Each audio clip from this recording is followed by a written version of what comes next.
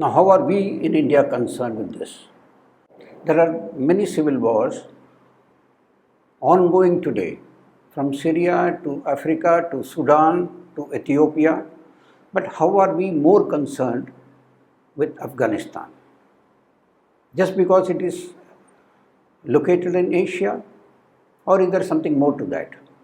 And here, just remember, India and Afghanistan do not share a border, not since 1947. We have very little trade, hardly 1.5 billion to $2 billion per year. There is no tourism, little or no interaction between the population, that is Indians and Afghanis.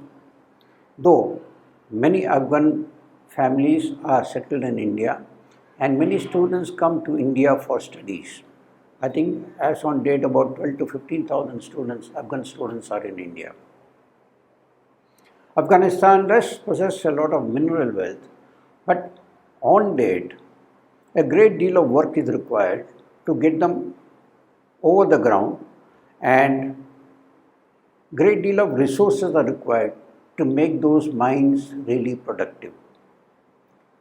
So there's not much incentive in terms of augmenting or utilizing the mineral wealth of Afghanistan.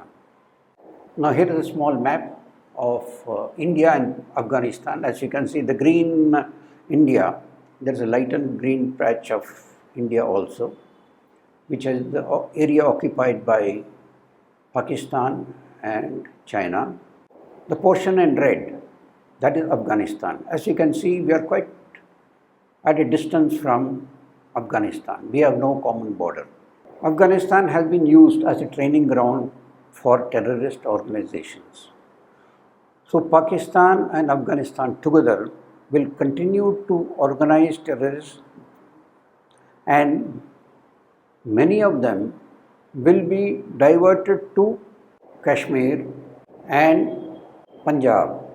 Another major area of concern is the possibility of Taliban turning into a drug state and drugs being dumped into the Indian subcontinent, which will destroy our societies and our culture.